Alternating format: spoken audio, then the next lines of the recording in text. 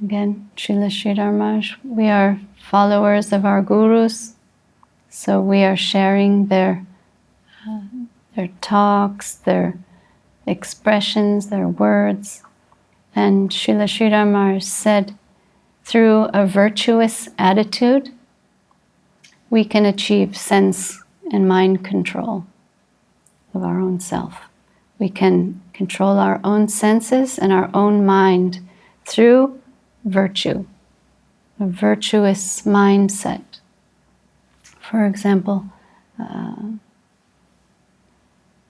we all are so riveted to the mundane and always wanting some gratification from our environment. We see someone beautiful.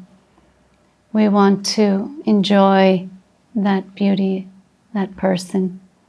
We want to control, we want to consume them, exploit, which is actually the truth of the matter in this material world.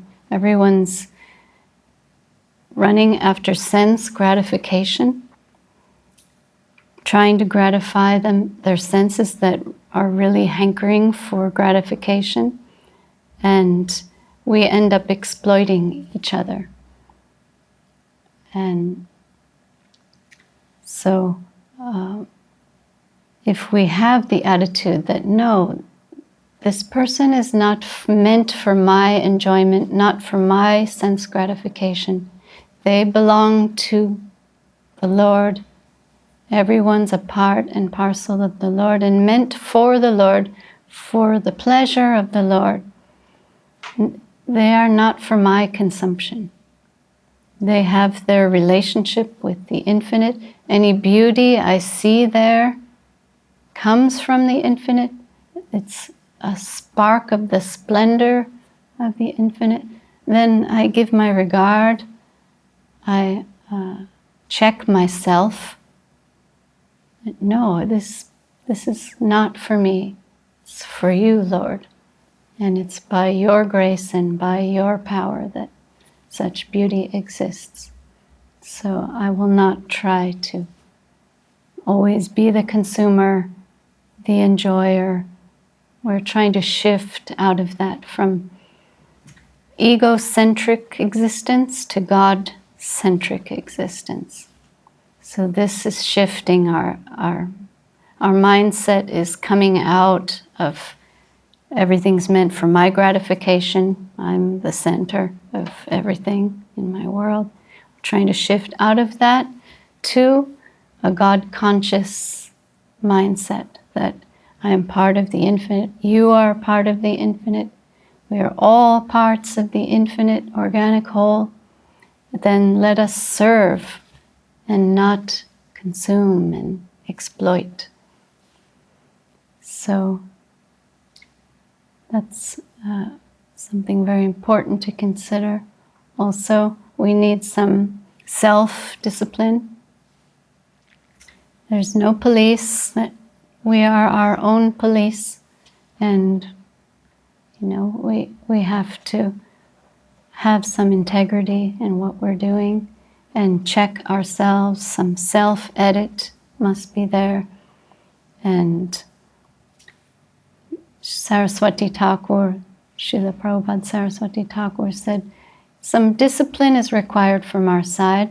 And he said, for example, in the morning when you wake up, the first thing you should do is discipline that mind.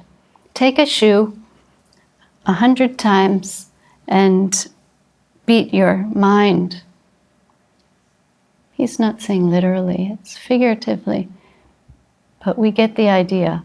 The mind needs to be restrained.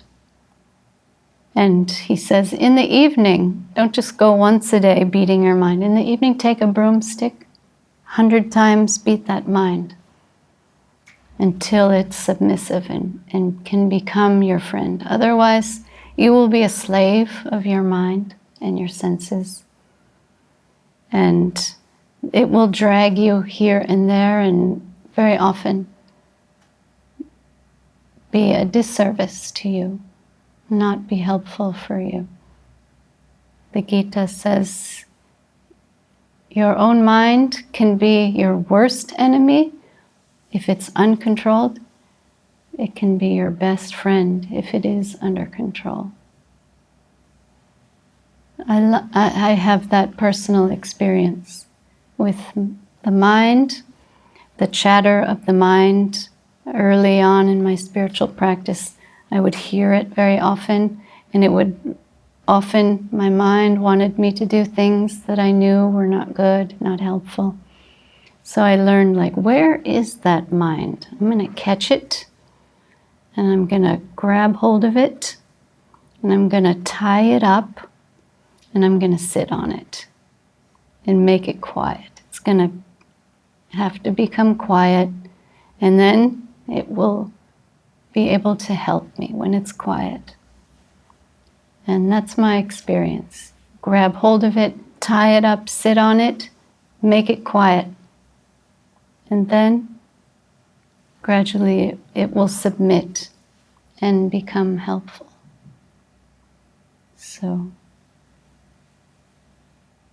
Srila Sridhar Maharaj also said, the mind is the seat of karma, and it's the king of the senses. And an uncontrolled mind is like an evil guardian, like, always beating you and getting you in trouble and punishing you, and telling you to do the wrong things. So, yeah. The beautiful thing about this process of Bhakti Yoga is that you don't really need to make a separate endeavor for this mind and sense control. You just engage it in service. You throw yourself into selfless service, to the service of the saints, the devotees, the Lord. Then automatically, you don't need to make a painstaking separate endeavor. It's all being engaged, like throwing it into the fire of engagement. It becomes purified. So it's not something that we really have to make a separate endeavor for. It will automatically come under control through service.